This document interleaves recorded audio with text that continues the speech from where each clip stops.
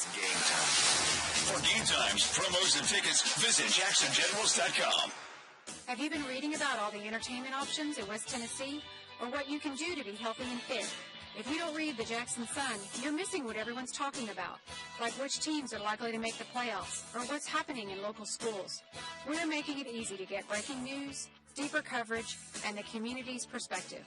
Just download the Jackson Sun's free app, or follow us on Facebook and Twitter. Find out what everyone's talking about, and then go to jacksonsun.com to subscribe. Check us out, the Jackson Sun. When it comes to making a choice about your health care, choose a winner. West Tennessee Healthcare is West Tennessee's top choice for quality care and exceptional patient outcomes. Every member of the West Tennessee Healthcare team is on your team, proud to provide you with complete, compassionate care. No one outperforms West Tennessee Healthcare in bringing health and wellness to our communities. Visit WTH.org for more information. This is the Jackson Generals Baseball Network.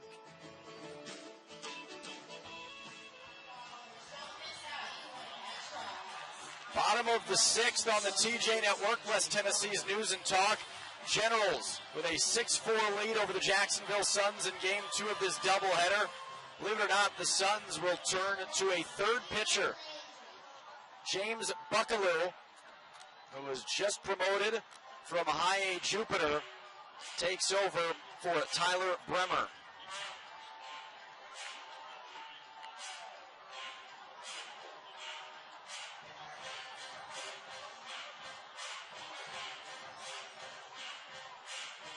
Bremer went an inning in the third, gave up a run on 4 hits in relief of Ivan Pinheiro. Buckelew just got in today after last night's 18-inning affair. He'll face Leon Landry first. Lefty to lefty. Buckelew comes home. Strike called over the outer half. It's 0-1. Landry already 2 for 3 with a pair of singles. Buckelew, a Georgia native, 6'3" from the left side. The 0-1 up and in. That nearly hit Landry. Just got his shoulder out of the way. Spent last year at Low A Greensboro, was 6-4 with a 3.72 ERA. Suns added a pair of pitchers before this doubleheader with all they'd had to go through. 1-1.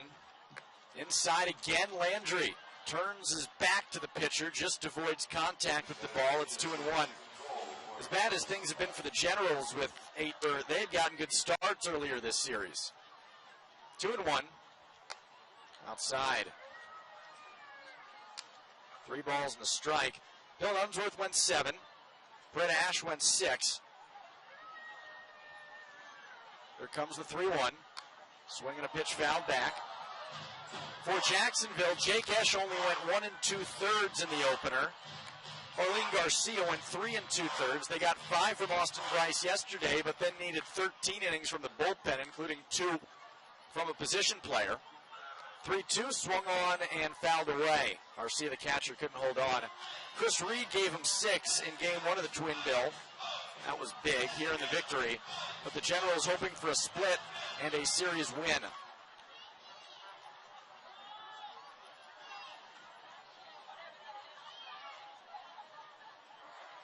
3-2. Outside, ball 4. The Generals draw another walk. The relentless offense, and the Generals are starting to turn things back in their favor.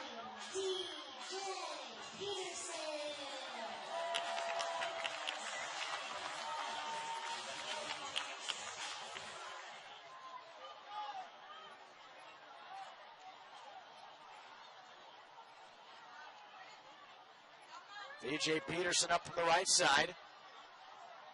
Throw over to first, and Landry is back safely.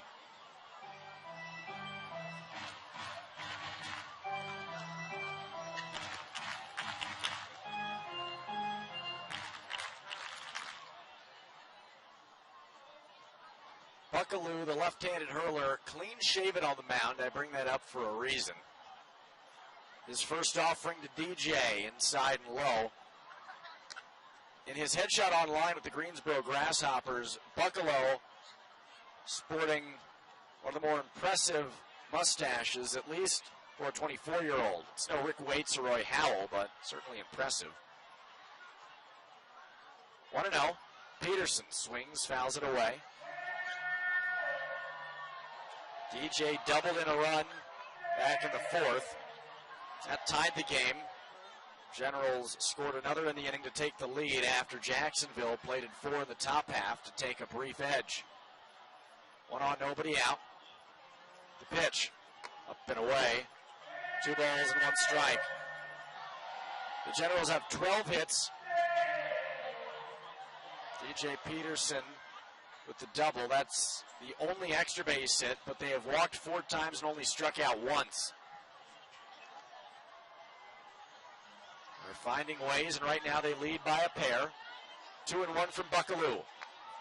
Strike, 2-2.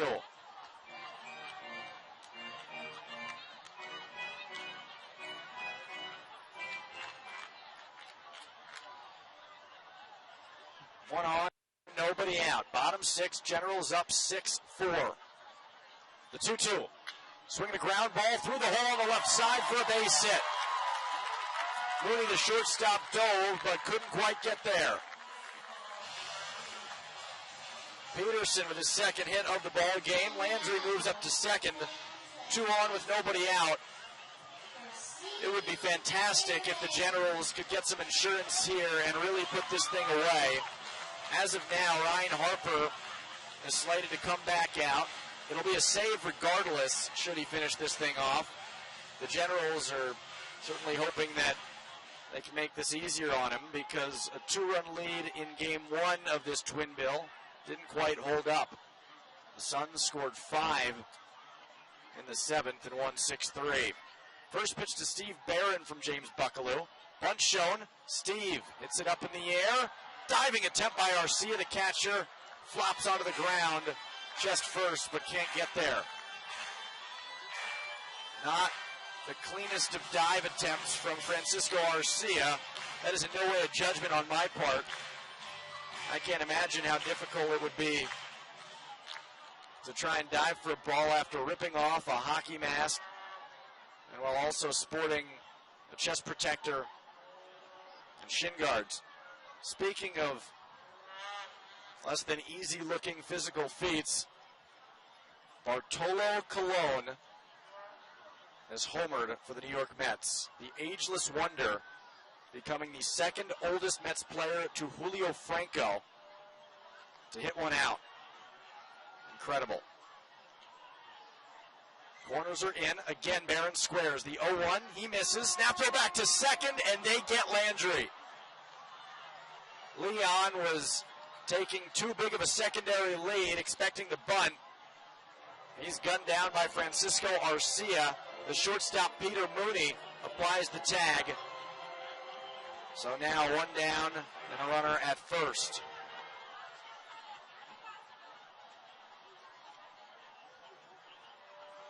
Barron in an 0-2 hole after failing to bunt the first 2 pitches. 0-2. Swinging a chopper down the third base line. Gets by JT Riddle. Kicks into foul territory. Peterson will stay at second.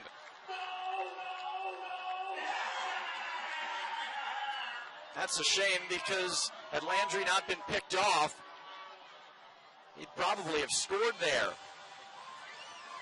Generals will have to settle for first and second with 1 out, and Dan Paolini coming up.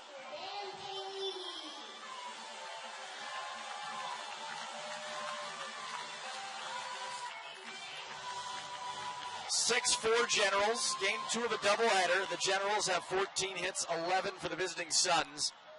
Luckily, we get a day off tomorrow. Mom, if I don't call, it's because I'm sleeping all day. First pitch from Buckelew to Paolini. He takes a strike. Fastball at 89. 0-1. 2 on, 1 out. Bottom of the 6th. Generals on top of the Suns by 2. 0-1. Swinging a foul back. 0-2. The Generals got a run in the first, 2 in the third. Tim Lopes drove in 2 runs. Excuse me. I'm just seeing all kinds of numbers right now. Frankly, I'm not sure where they're all supposed to go. A lot of crooked numbers in game 2. 0-2. Up and away. A run in the first. Leon Landry with an RBI single. Tim Lopes drove in 2 with a single in the second. He has reached in 20 straight games. But Jacksonville sent 8 to the plate in the fourth. Scored 4 times to take a brief lead. Here comes the 1-2 to Dan Paolini. It doesn't matter as time was called very late.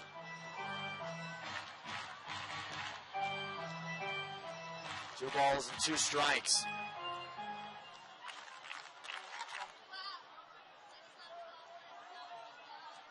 Excuse me, 1 ball and 2 strikes. That pitch did not count. Buckelew set, he deals. Swinging a chopper left side. Riddle this time fields, goes to second. They get the out there, and that's fine. Barron retired on the fielder's choice. Peter.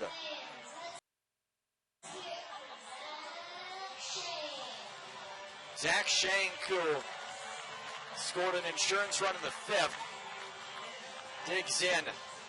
He has reached in 19 straight games. Tyler O'Neill had an infield single in game 1. He has now reached in 25 straight while hitting in a dozen in a row. First and third, 2 outs. This is Shank against Buckelew. The pitch outside.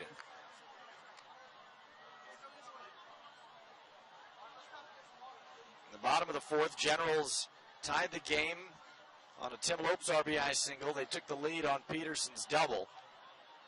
They added a run in the 5th.